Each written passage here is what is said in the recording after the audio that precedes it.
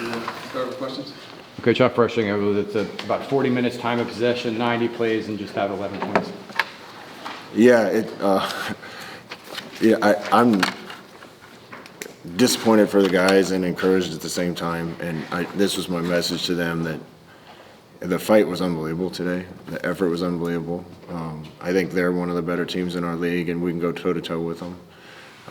But in order to get it done, the details got to be better. As well as our defense played, we busted one coverage and gave them a touchdown, dropped a tight end on another one and set up a touchdown. And those guys are good right now. They can be great if we eliminate those things. Offensively, we're young and grown with a lot of young players, but we were plenty explosive and consistent until we got in the red zone. And that's 3 weeks in a row that we've shot ourselves in the foot on a lot of drives. And that's got to get better. And the discouraging part is we're fighting with these guys and not winning, and against pretty good teams. The encouraging part is the stuff going wrong we can fix, and we'll go back to work and work even harder to get those things fixed. Scott, you had Cam start the game today. What did you see out of him, and what was Taven's status, and could he have played if you needed him, and was there consideration to put him in the game at any point? Yeah, we went in the game with Cam starting and Davi as our number 2 option, and Taven as emergency if we needed him. You talked about mistakes, 10 penalties, 75 yards, and that's been a season-long challenge. How do you correct that 6 games in? Well, we got to keep working at it. Some of the penalties, I've got to look at the tape and see. I thought there were some the other way that we didn't get, and I got to look at the tape and see. I don't want to sound critical until I see it. We came out on the first drive and dropped, and we're moving it and dropped a ball that would have been a big play for us, and hit another play, and our receiver was on the ball covering up a tight end instead of off on a basic formation for us, and that hurts us. We overcame a holding on another drive and then got a chop block later in the drive. Those things hurt you, and we played well but not disciplined enough and not with enough detail. And 4 or 5 false starts. What's most frustrating about that penalty?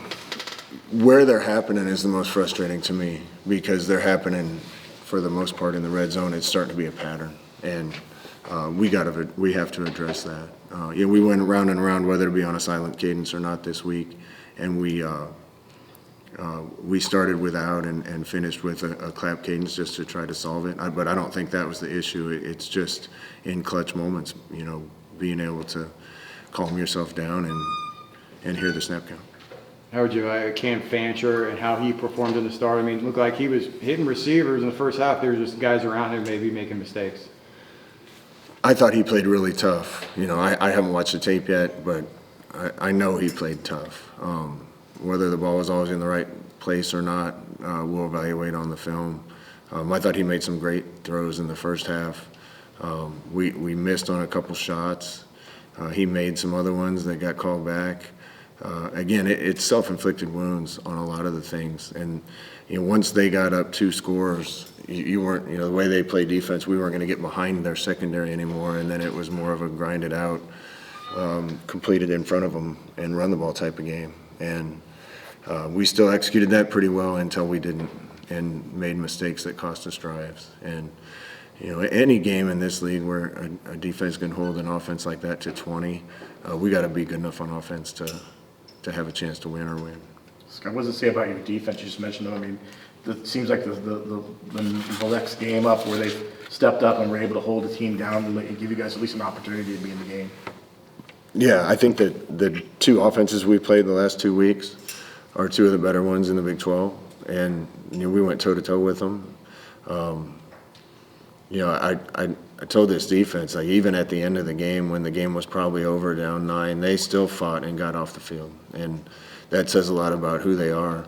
And they need to take the next step now, and they're really good right now. We can be great if we eliminate the mistakes. It's the same thing. Their 2 big plays were on mistakes, and that's really a focus thing more than anything. Cam got plenty of yards on the ground, but not much for Miles and Jaden. You've been talking about making the offense more creative. How do you explain struggles in the running game for those 2? One, they're splitting time. Two, we kind of got behind in the game and we needed to throw it a little more.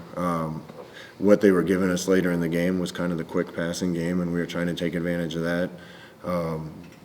Miles is an elite player, though, and we need to make sure and get him the ball when it's appropriate.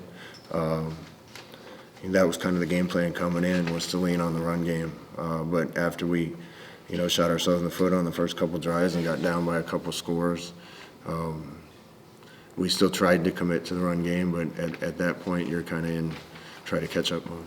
Blocking wise, how would you evaluate what you saw from field level? We had a lot of different guys out there. A couple guys got nicked up. I think their run defense is pretty good. And when they're in a call to stop the run, they get a lot of hats around the ball really fast. The nose guard, I think, is one of the better players in our league. I'll have to watch the tape, but I've been pleased with the progress those guys have been making, and kind of like everything else, we just got to be a little more consistent. Scott, you had a couple early fourth down situations where you guys weren't able, fourth and short, you guys weren't able to convert. How frustrating is that to not get maybe 2 yards when you does that go back to the penalties and things and the mistakes like you mentioned? Yeah, I don't remember both of them until I watched the tape, but I know on one we, false started and would have got the first down and we were a yard short. And so again, you're not going to get every fourth down, but you got to put yourself in position that when you make the play like we did on that play, that we should have been first down by 3 yards. Instead, we're a yard and a half short. Mistakes and it almost feels like it's kind of necessary growing pains that we're going through, and I wish it wasn't necessary, but man, a lot of the things that happened we addressed with the team. Like, this is going to come up, we got to be better, it's going to get louder in the red zone going toward their stands. The formations that we didn't get right. There's a lot of things that we talk about, getting the ball up a little quicker on the shot to make sure that we don't outrun it. There's a lot of things we talked about before the game, but then we didn't execute. So that's on the coaches and the players to just find that little more detail to make those things work. Recently, you said you saw shades of 2016 in this team. Are you still seeing a team you think can break through over the second half of this season? Yeah, my message to the guys was, man, they're better than we were week one. Week one we played like we had diapers on against a team, and we found a way to win. And the last 3 weeks we've played good Big 12 competition, and we've gone toe-to-toe with them. We haven't found a way yet. Now we're 3-3. There's no reason we can't go try to win the rest of them. That's not saying we will, but this team is getting better, and if we can take the next step with just detail, execution, and discipline, we can be even better. I know you spoke with Coach Satterfield after the game. Can you just speak on it? They ran a little video tribute dedicating the game to Sean Clark. Yeah, that's been a weight